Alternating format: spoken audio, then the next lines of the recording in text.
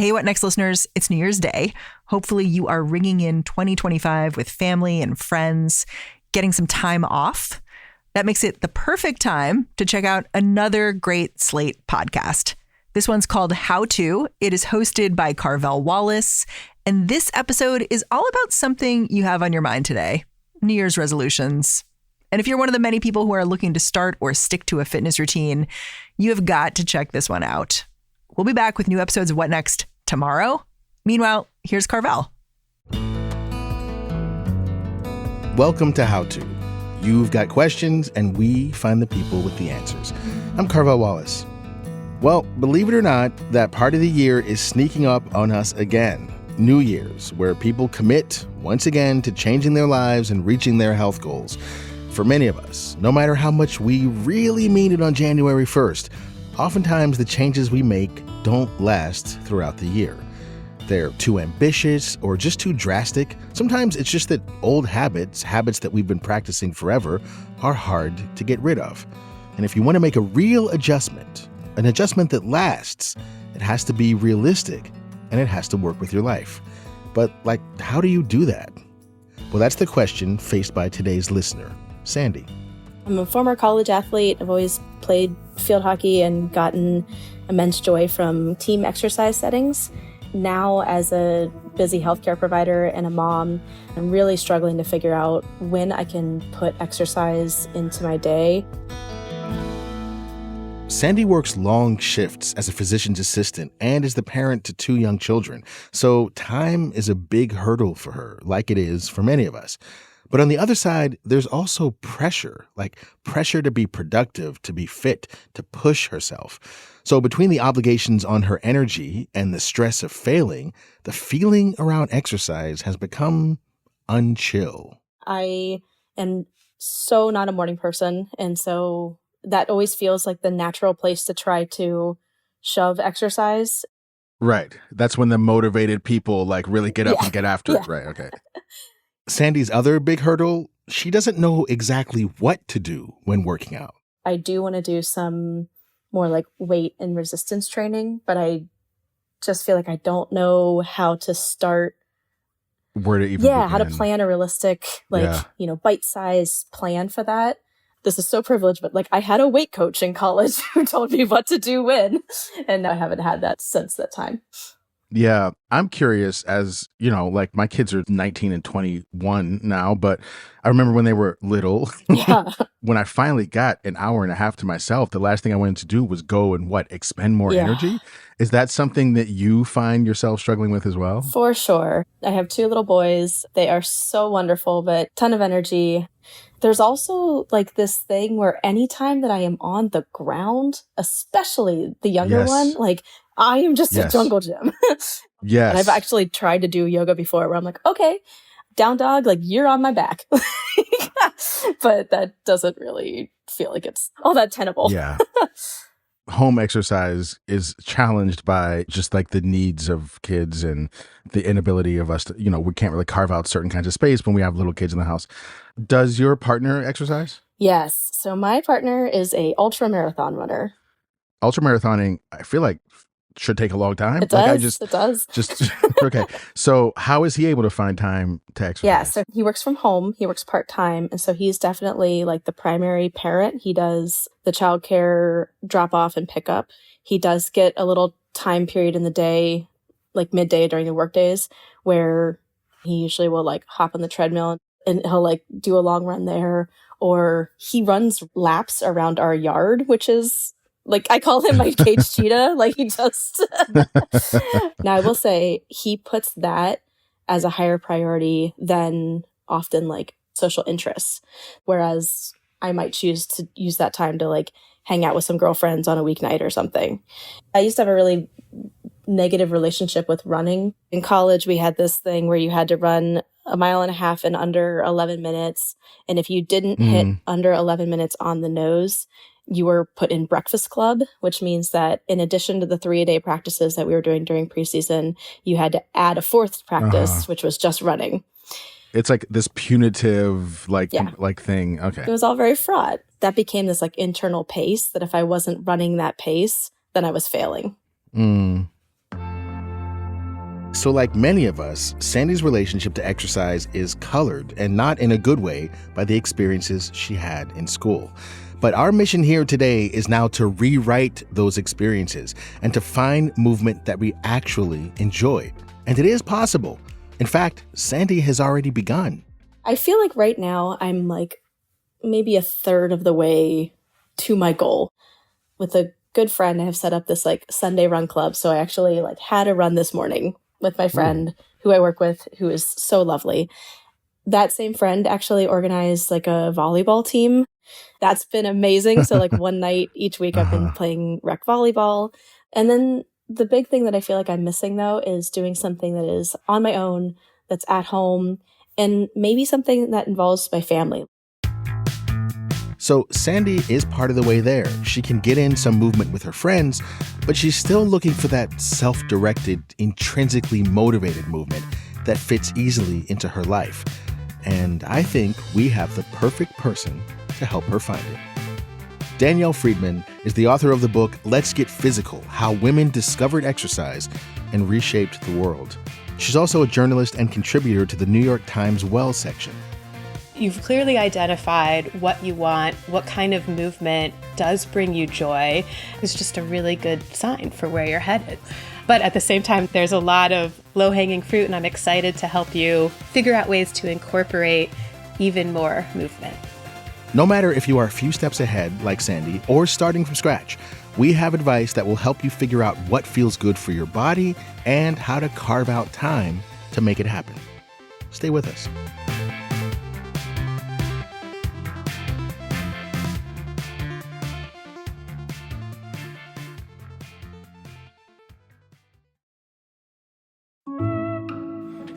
This podcast is brought to you by Progressive Insurance.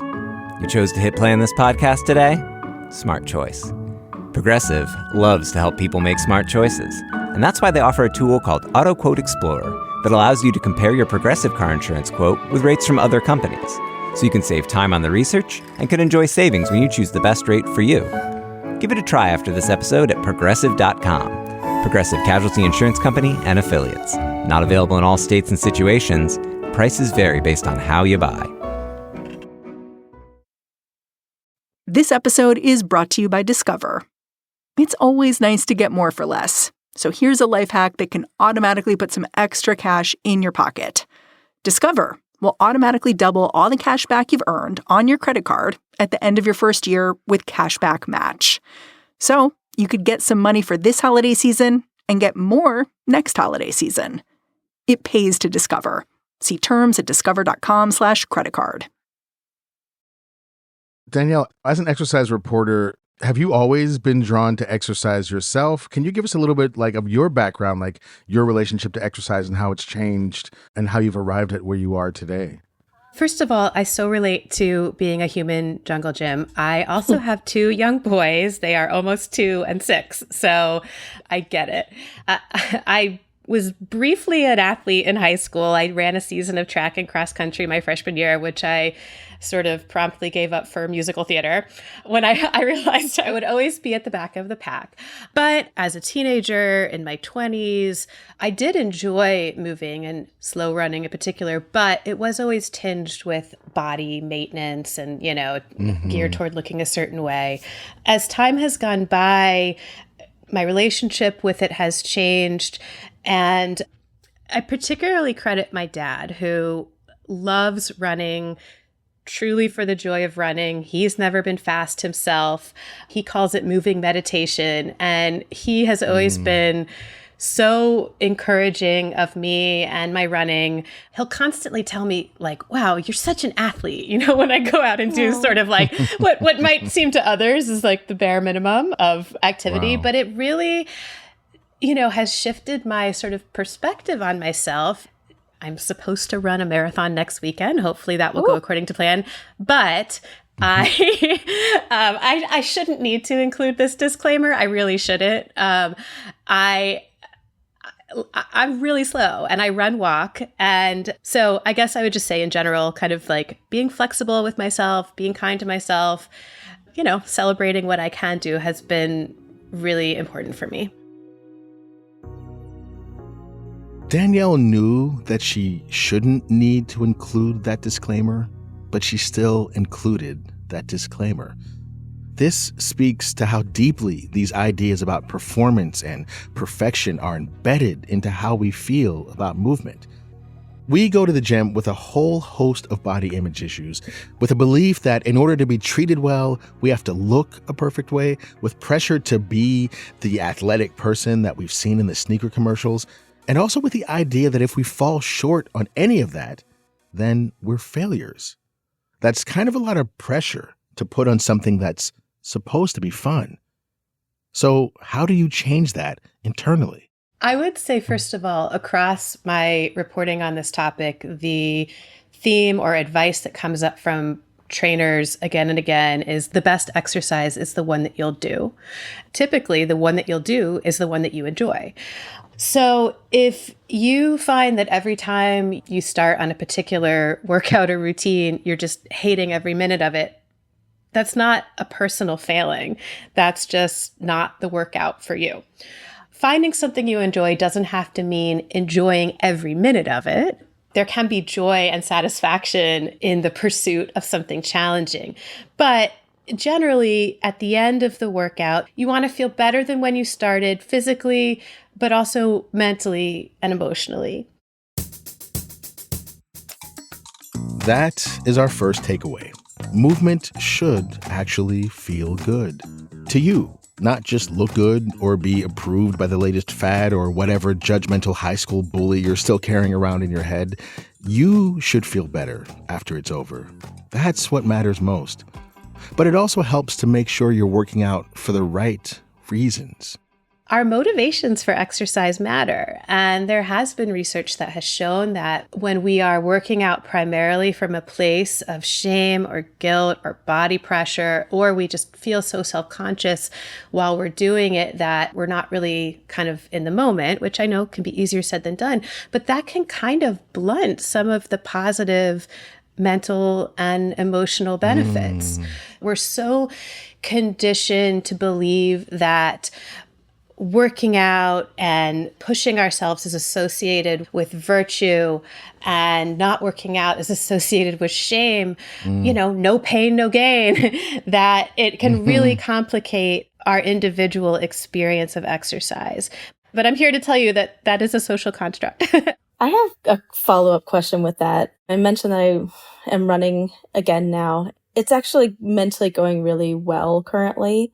You just brought up this thought for me of like, I wish that I could travel back in time and change the mindset of myself before I had kids, because that's whenever I had like the most challenging relationship with running. I really feel like a lot of my like healing around setting aside my previous expectations for myself was around like between my two pregnancies, I had an ACL tear. And so I had ACL surgery, and then I had a second child. And for whatever reason, for me, like being the mom of two and going through two labors and deliveries was like, okay, I'm truly just like starting over now. So whatever I'm doing is a win, and just like forget any of those expectations. I'm thankful that I'm there now, but I also kind of hate that my mind needed to say, oh, it's okay that you're starting at zero because you have had two kids, because you had an ACL surgery. So like, I'm wondering, like, if you have any thoughts on how you would, like, I almost want to like pay it forward. Like, how would I go back to like 20-somethings Sandy and be like, it doesn't matter that you used to run that fast in college. Like, who cares? Like, you're getting out there doing it. I mean, yeah, it's so tough. I mean, especially given what you shared about your coach and the emphasis that was placed on speed. And I mean, probably a lot of us have even core memories from being in elementary school and having to take like the timed mile test and not wanting to finish last and being the beep test. Yes. And being celebrated if you finished, if you were fast, and sort of being kind of like disregarded, or at worst, even shamed, if you were slow. Like in the scheme of life, unless you earn a living based on your speed. The pace at which you travel is really irrelevant. And again, I say that as somebody who, it's not always easy, to be in the back of the pack, especially as a run walker. Like when I do races, sometimes well-meaning people on the sides will be like, you can do it. I'm like, I'm walking on purpose. I am doing it. I am doing it. I am doing it. I'm literally, right. I've yelled, it's a strategy. I'm literally doing it. Right. You're standing on the sideline. Like, what are you talking about? But it's just so ingrained that we should always be striving to be going like better, faster, stronger. And our bodies change with time. It's not a realistic goal to expect that at every season of life we'll be able to perform like we might have at another point in life. And Sandy, the fact that you've had 2 kids and your body, I mean, that is a huge physical feat. And I believe something to really be proud of. I do think it's worth acknowledging just everything that your body has been through, and that it's only natural that you would be starting from a different place at this stage of life than when you were a college athlete. And if you enjoy it, then you can just think of this as the beginning of this next chapter, this next season of your career as an athlete or a mover. Yeah, well, I just want to just name, as a person who's never given birth to children, the incredible athleticism of giving birth to 2 people. When we hear about guys who run ultra marathons, we're like, this guy must be the most in shape person who ever lived. I mean, and everyone can do what they do, but I just think that some achievements with the body are pinned and held up as these great athletic achievements, and other ones are completely overlooked. 100%. I do actually honestly think of my 2 labors and delivery as and pregnancies as my 2 marathons. Yep. I don't really have any strong desire to run a marathon. I'm like, I did that. Okay, so even though we don't yet give out medals in the labor and delivery room, society is thankfully starting to reevaluate what counts as exercise. Walking got more popular during the pandemic as people really felt the physical and mental health benefits of moving outside. Strength training has also gotten more popular, and there are more women in the weight room today than ever before. But it's also helpful to remember what we're doing this for. A trainer friend of mine once told me that the goal of exercise is to be able to walk around the block on the day you die of old age. And I think about that every time I go to the gym. It reminds me that I'm not there to look a certain way.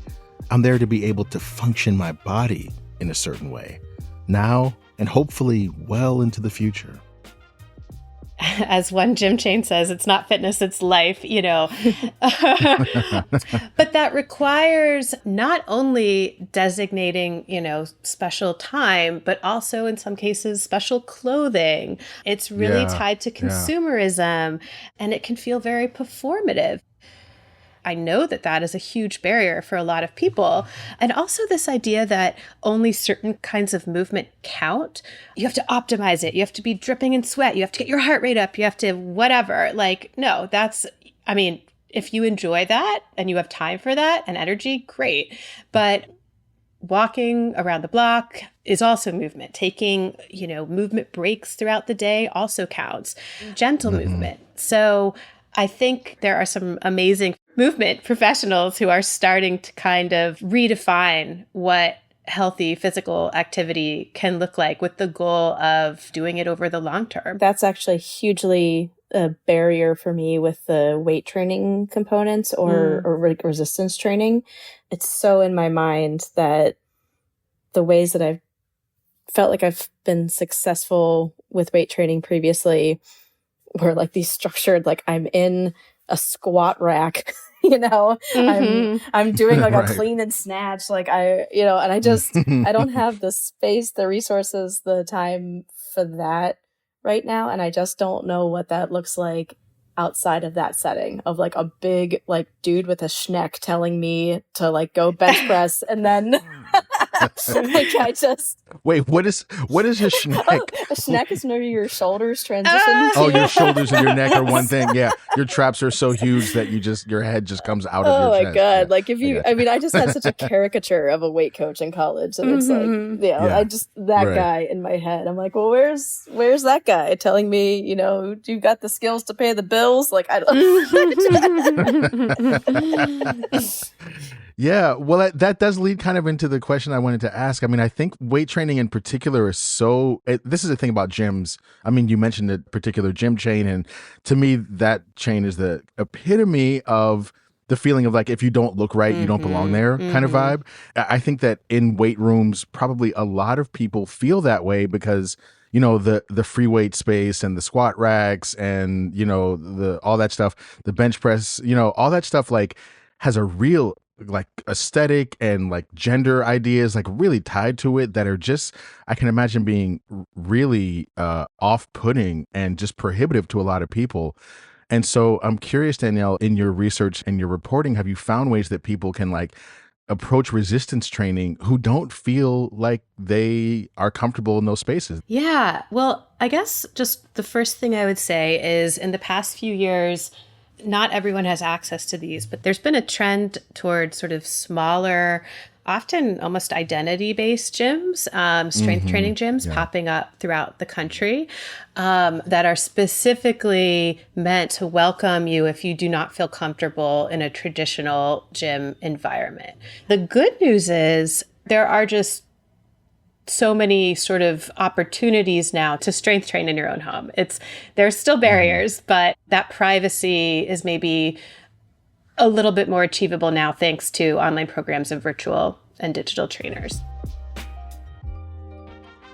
There's so many online fitness influencers, people selling their plans and just, send me the word blank and I'll send you my free PDF or whatever. How do we vet what is like a working, useful training program or what have you and separate those out from people who were just kind of, doing the least to get the most money from you? Yeah, there are some really excellent trainers, among that group. There's also a lot of people who could do more sort of harm than good.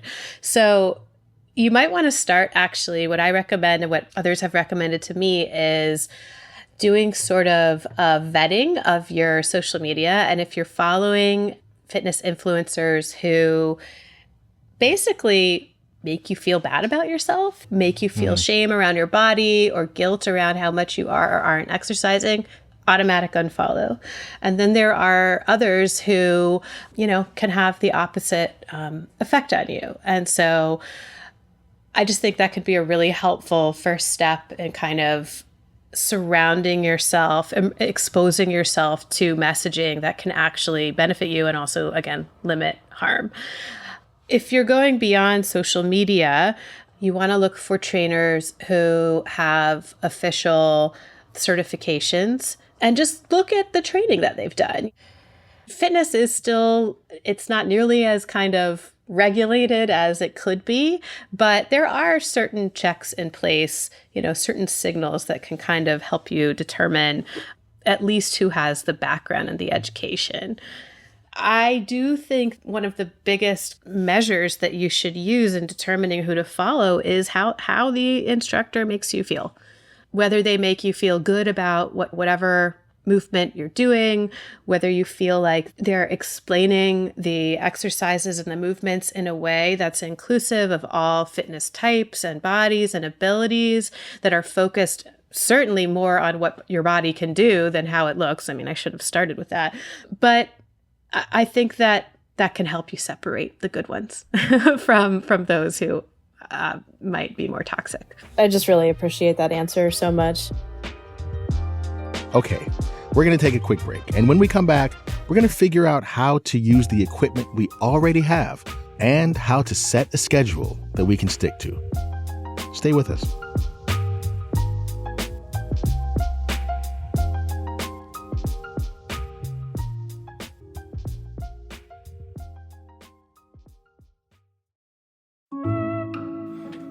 This podcast is brought to you by Progressive Insurance. You chose to hit play on this podcast today? Smart choice. Progressive loves to help people make smart choices. And that's why they offer a tool called Auto Quote Explorer that allows you to compare your Progressive car insurance quote with rates from other companies. So you can save time on the research and can enjoy savings when you choose the best rate for you. Give it a try after this episode at Progressive.com. Progressive Casualty Insurance Company and Affiliates. Not available in all states and situations. Prices vary based on how you buy. Oh, it's such a clutch off-season pickup, Dave. I was worried we'd bring back the same team. I meant those blackout motorized shades. Blinds.com made it crazy affordable to replace our old blinds. Hard to install? No, it's easy. I installed these and then got some for my mom. She talked to a design consultant for free and scheduled a professional measure and install. Hall of Fame son. They're the #1 online retailer of custom window coverings in the world. Blinds.com is the GOAT. Shop Blinds.com right now and get up to 40% off select styles, plus a free professional measure. Rules and restrictions may apply. We're back with our expert Danielle Friedman, who was just helping our listener Sandy figure out her at-home weight training program. And Sandy has some gear, including a rowing machine. We have an erg in my garage. We have a treadmill and we have a kettlebell set. And then my husband has a weighted vest. I mean, this is going to sound absurd of girl, why aren't you just doing these things? I mean, as someone who I had a Peloton that very quickly became a clothing rack. I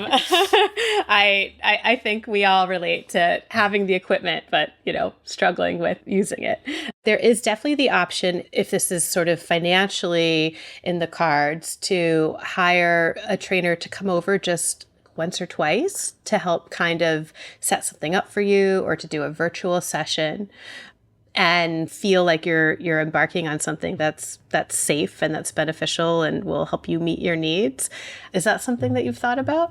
I've not actually, but I definitely would be open to that. Yeah, because it does feel like it would be cool to be okay, here's the equipment that I have.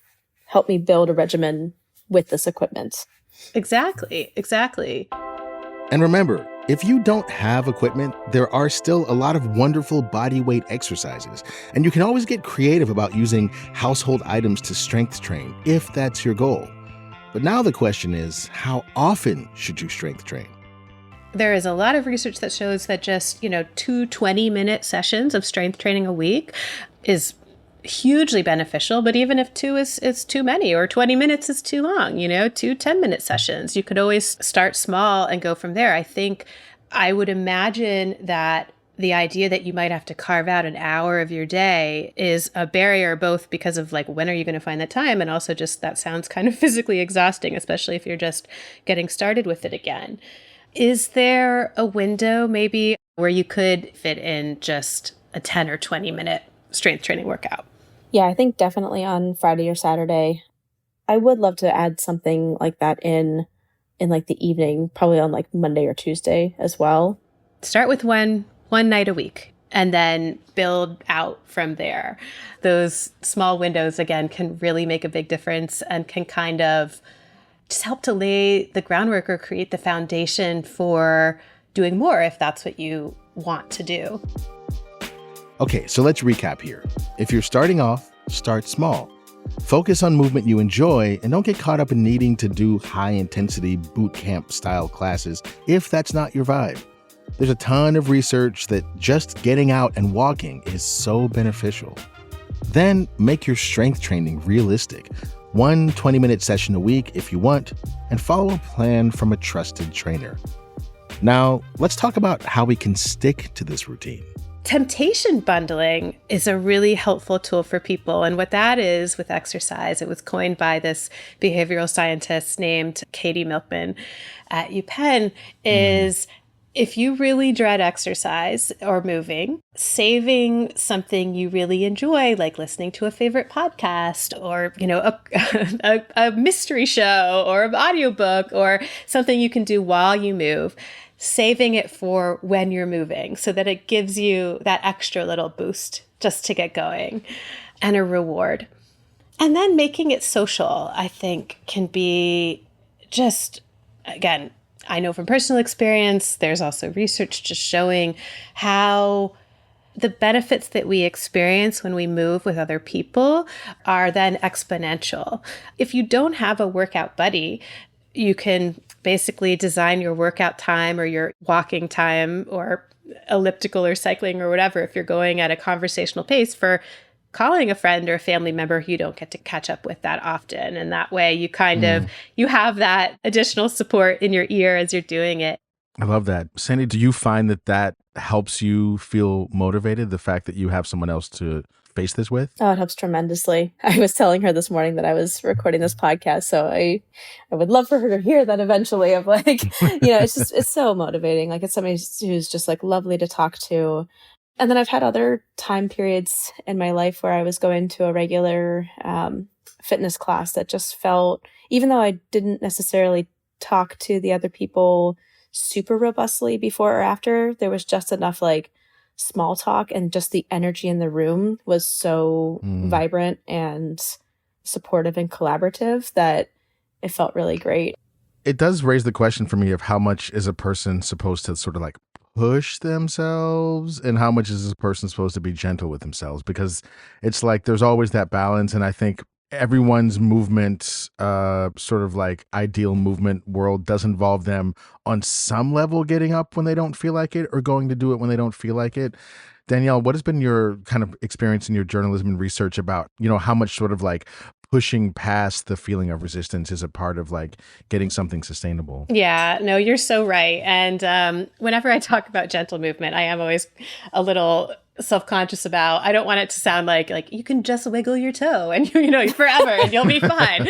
I mean, if that's what does it for you, okay. But I'm actually going to invoke the psychologist, Kelly McGonigal. She shared a great piece of advice with me a few months back. If you're sort of struggling to just get started on a given day, she recommends basically putting on a favorite song and moving your body however you'd like for the length of that song. What starts to happen, even neurologically, is she calls it an affect change. You're getting a little bit of that endorphin boost from the song itself. And then by moving, you're reminding your body that it can feel good to move. And so sometimes just taking that first small step can be, the kind of jumpstart you need to then keep going. And again, just the workout buddy, I think as an accountability partner. And I have mixed feelings about that word because again, you're accountable. It makes it sound like exercise is a moral good, but I like to see it as, particularly if you're someone in a position of caring for others, if you're a parent, and you struggle to kind of carve out time to care for yourself, it's a way of like putting it on the calendar. So if you make plans to meet somebody, sort of making it feel like less of a negotiable. One other thing too about workout buddies, which I was going to mention a minute ago, is when it comes to gyms and weight rooms. And I think if you're someone who doesn't just feel at home in that environment or feels intimidated, enlisting a friend to go with you and just to offer each other moral support can really help to make those spaces, in some cases, feel more welcoming. A lot of what I hear as a through line in your advice, Danielle, is that we have to find what works for us. And I think that part of what is so tricky about like the public culture of quote unquote fitness and exercise is that we're always seeing what seems to work for other people. So like, Sandy, you mentioned your partner's able to like run around like the yard for like an ultra marathon, like no friends, no buddy, just like out there. And I don't know, I just want to release all of our listeners from the idea that just because that someone else can do that means that that's what you should be doing. Some of us literally need to accept that we cannot go to the gym unless we have a body double, unless we have someone holding our hand, unless we have a little buddy that comes with us and like, and that's okay, that it's not like a failure or it's not like, and again, I just think there's this deep psychological groove that's been sort of woven into our thinking after years of advertising and media that like the real exercise is like the hardcore, take no prisoners, just do it. I'm Michael Jordan. I'm in a Nike commercial, like that everything is this like lone wolf, unstoppable force. And that not only is that not all there is, it's like probably not what it is even for most people. And pursuing that or comparing ourselves to that probably makes a lot of people feel like, well, there's no way I can do quote unquote fitness or exercise because it doesn't look like that. Yeah, even getting back into running lately, it's like already it's just become this thing that's been in my life of like, oh, or like, are you going to do a race? Or, it's like, no, stop it. Right. Like, I don't want to do a race. I just want to congratulate myself for getting out there consistently each week. Yeah, I love that. Yeah, we're a very achievement-focused society. Doing it for your own, as you started off by saying, for your own joy and as a way to just care for yourself, I think is an incredibly valuable goal. Before we wrap up, we're going to circle back to one of Sandy's original questions for Danielle. Can you incorporate your kids into your workouts without becoming a human jungle gym? As far as creating sort of boundaries so they're not literally climbing on you when you're trying to work out, that is a little bit tricky, especially with the younger one. I so relate to that with my 2-year-old. I guess kind of aerobic activities might be a little bit easier, going for a hike, going for a walk, dancing. Maybe you could do something like jumping jacks or jumping rope. We often, as adults, we really benefit from a lot of the traditionally or historically like kids activities and, kids games. They can actually be great for us too. And then I guess just with like the kettlebells and weights, this is something that a lot of moms struggle with. It can feel like sort of selfish to put your own needs in front of others, but it's really not. It's really not. And so, just saying to your kids, okay, I'm going to spend 10 minutes doing something that I need to do for me, and then setting them up with an activity during that time or whatever works for you. And modeling that for them, I think is really healthy. And again, certainly not something to feel guilty for. Caring for your family includes caring for you. Yes. They might benefit from seeing that. Yeah. I would also add to that, just as a former parenting advice columnist, this question used to come up all the time. I agree with everything Danielle said. And also you can say like, oh, I need X amount of time, but they don't know what that means. Like 10 minutes to them is like 30 seconds. Right. And so really sometimes you have to separate. Like you have to like someone else, dad or whomever, has to take the kids to some other place, or you have to be in some other place where there's no coming in, there's no walking in, there's no them being around. That's one thing that, because it's really hard, especially for 3-year-olds, to conceive of that kind of thing. And the other thing, though, I would use my kids for weight training sometimes. when they were little enough, that was possible. And I don't know how many pounds your 3-year-old is, but sometimes I would use my kids. I would sort of jokingly be like, and 1 and 2, and I would be lifting them up, or just doing, or squatting, like holding them and squatting and joking, and just kind of like making it a goofy thing for them, but also just kind of getting that movement in. Just as a way of play wrestling with them. And of course you run into the invariable challenge of like, you want to stop and they don't want to stop. And, but there's parenting. I mean, there's a lot of that. And I guess the third thing I would say too, is that it's true that there are some things that like, it's hard to do when the kids are at a certain age.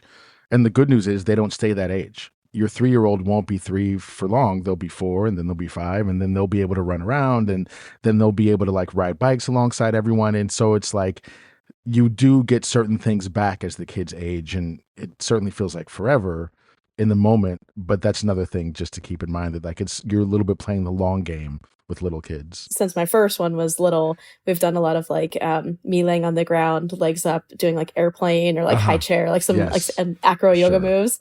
And so now it's like anytime I'm trying to do anything on the ground, they're like airplane, high chair. Yeah. But that's where the door comes in. My attempts to use a foam roller around my kids too. My 3-year-old, this is why we call him a raccoon. Our foam roller is up on the highest shelf in our closet because he just would bite it. He'd bite chunks out of it. We're like, dude, what are you doing? Oh my God. Kids are sometimes the greatest workout partners and sometimes the worst workout partners. You really swing between the two.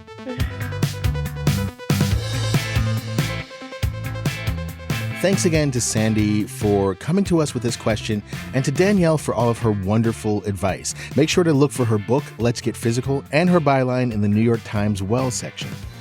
Do you have a change you want help making? Send us a note at howto@slate.com or leave us a voicemail at 646-495-4001, and we might have you on the show. And if you know someone who has talked to you about finding their way back to movement, maybe you can share this episode with them. That helps us help more people.